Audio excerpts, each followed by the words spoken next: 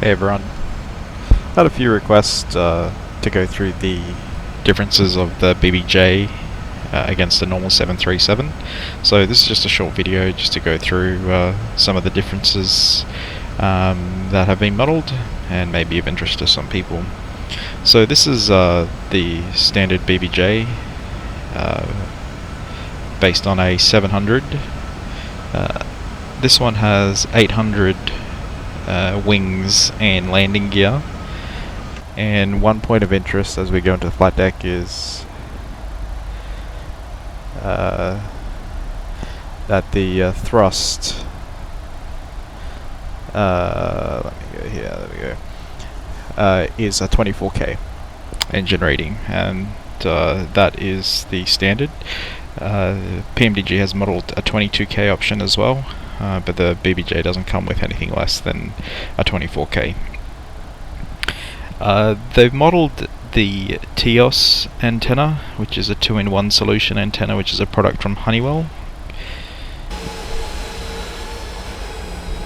And you can see that at the top of the tail here. And what that's showing is the ability, essentially it's a Wi-Fi and communications antenna. They've actually got a new one which is a 3-in-1. It's got 2 different bands of frequencies, and the new one actually has a camera, potential HD camera that you can install if you want it in the top as well. But this is the TEOS antenna. The aircraft comes with a HUD as standard. We'll go through some of the specifics of that in a moment as we just configure in for an approach. The other big thing is the fuel system. So obviously that's what makes the BBJ different, is it's got an additional fuel system, auxiliary fuel system. You can find some more information in the FCOM about this, but I'll just go through over some of the basic information. The auxiliary fuel tanks are located in the cargo compartments, and there's a few different controls for the auxiliary fuel system. So first and foremost,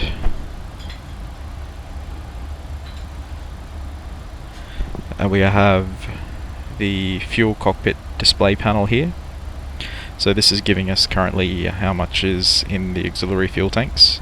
On the ground you can press the test button and it does a check to do a system test. Again, you can find some more specifics. There's lots of different fuel cell configurations. 3 cells in the aft, 2 cells in the forward, 3 cells in the aft, 3 cells in the forward, 5 cells in the aft, 4 cells in the forward, etc., etc. This aircraft is configured with the maximum amount. What happens during normal operation is that fuel is transferred from the auxiliary fuel tanks into the center fuel tank. So that's why we have the center fuel tanks on. It's accomplished using pressurized air from the cabin. So if the cabin pressure is not adequate for fuel transfer, then bleed air can be selected for fuel transfer, and the bleed air valve cycle open and close to regulate the bleed air pressure system to the auxiliary fuel tanks, and a pressure relief valve protects the auxiliary fuel system from overpressurization. So you'll see that there's an auxiliary fuel transfer panel, and in normal operation you'll have all of those set to on, or auto. So they're the forward and the aft ones, A's and B's. And then just like any fuel tank on the 737, you'll switch them off when the fuel comes to 0. And then on the upper overhead too, you've got the auxiliary fuel panel, which lets you change the bleed air or select bleed air if needed, but in normal operation it's not required. You'll also find that the same auxiliary fuel indications are on the first officer side as well. So that's the auxiliary fuel system, and that gives you the capability to fly the BBJ in different configurations, up to 12 hours normally, depending on how much payload you carry. In fact, a little side note, probably the most limiting thing you'll find on the BBJ with a decent payload is actually the toilet capacity. You end up needing to stop the flights early because the lavatory overfills, but probably a little bit too much information there. The next thing to go through just briefly that looks a little bit different is the Ifsd. So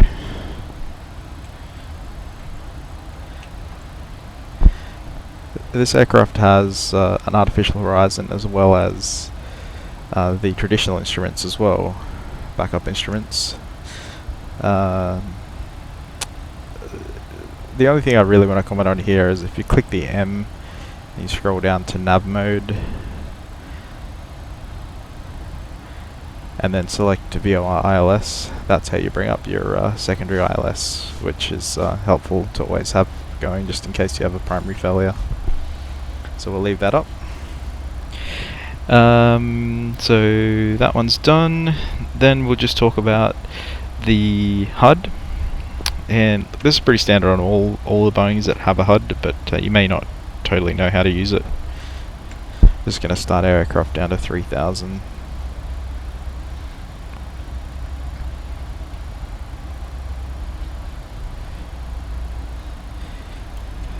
So you switch it on, clicking there. So you're looking at one of the modes here. You have the ability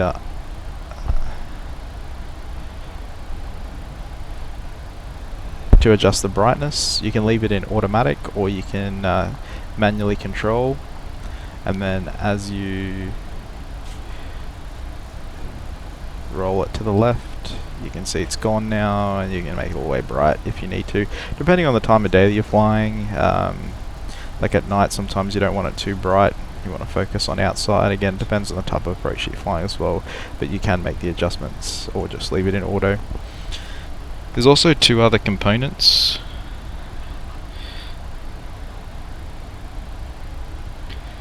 So one is on the right forward panel, it's the HUD Enunciator panel.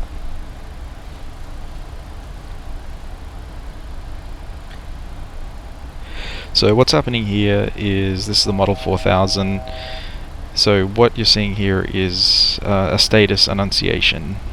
So what you'll get is green for AAA mode, no AAA, approach warnings in red, flare in green, rollout in white, loss of rollout guidance, rollout in green, and then a few other ones that are for the maintenance functions, and then you'll also get a HES fail. So if below 500 that happens, then you're going to go around if you're in a low visibility condition. If you're doing a hard approach, which is pretty common for some airlines, especially in the US. So yeah, there's four components. We've talked about the overhead unit, which contains the CRT, the combiner, which is the actual unit itself, the control panel we'll talk about in a sec, and that was the Enunciator. So the last bit is the control panel. So I'll just show you how you set it up standard for an approach. Got our EFB here, we're going to make an approach into Melbourne runway 16. So you got two different modes. You got a primary mode and a standby mode. If you set up a key command, it just helps change the modes. I've just set up Shift W, and you can see as I hit that, we're changing into various modes. So that's IMC mode, VMC mode, that's the primary mode, and then the Cat 3 essentially mode, and that's not activated because we don't have an approach armed yet. If you are doing a low visibility approach, then the normal config would be to have primary mode with the A3 armed, but if you're doing sort of an RNAV or something like that, you could switch over to IMC as you standby, then and change over. All it's doing is providing a decluttered interface, so it just makes it easier outside, and it's a real safety aid to be able to use it. The reason I've got the ground chart up is two things we should always do, or three things that we should always do in changing some items on the control panel. We want to put our elevation in, so we can see that Melbourne runway 16, the elevation is 432. So we click on runway, 432 feet, enter. We hit it again, and now we end up with the length, and the length is 11988.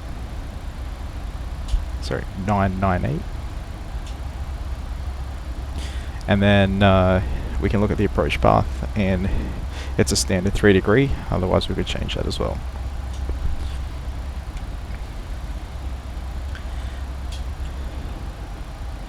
So if I arm the approach and we exit the hold, you'll see that as we come and make an approach here that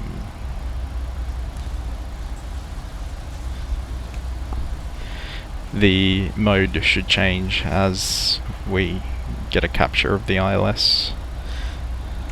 So we've got the ILS on both sides, and we will put Command B in.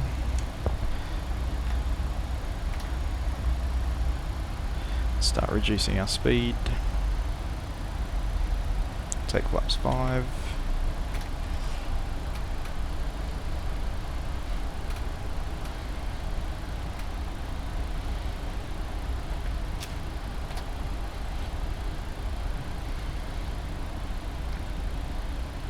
And now if we focus in on the HUD,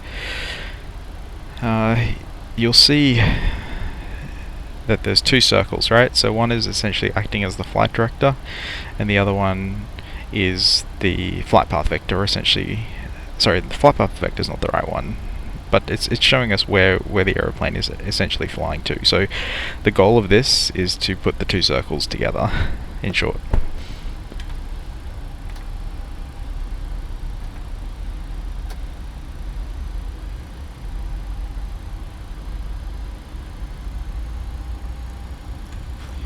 Comes the glide slope.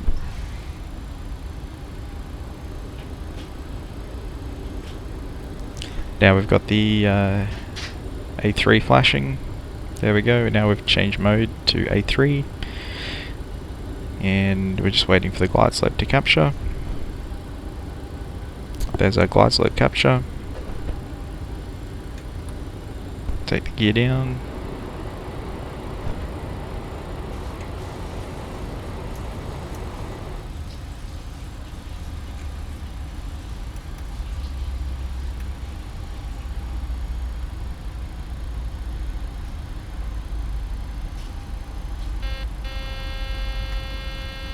Flaps 30. Oh, there we go.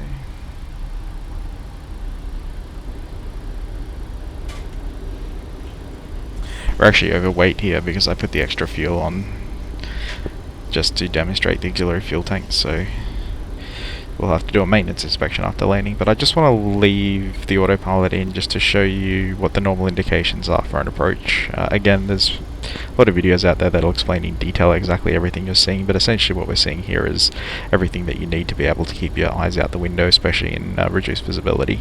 So you're seeing the flashing line there, that's essentially the runway center line. Good little trick as we flick into command and flare his arm now, is you'll see that on a low visibility takeoff, you can use your HUD, put the ILS for the departure runway in there, and then that'll give you like a center line that you can maintain in low visibility. It's just a handy little aid that you can do. Also verifies that you're on the correct runway.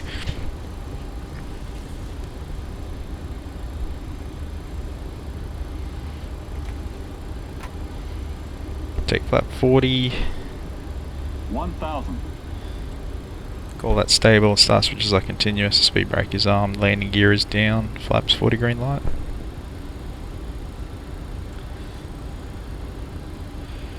So you can see now we've got the indication on the Enunciator panel.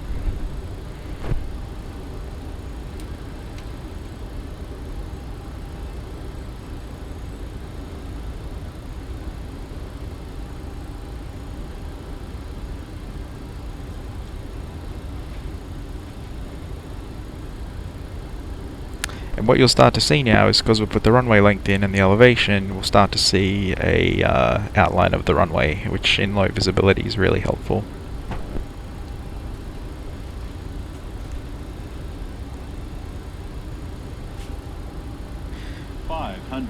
Just set our missed approach altitude and bugs.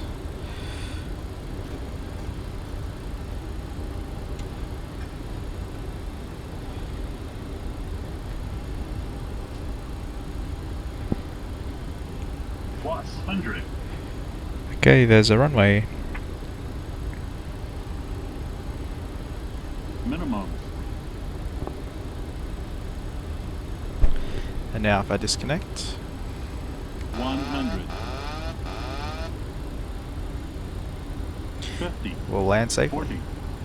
30.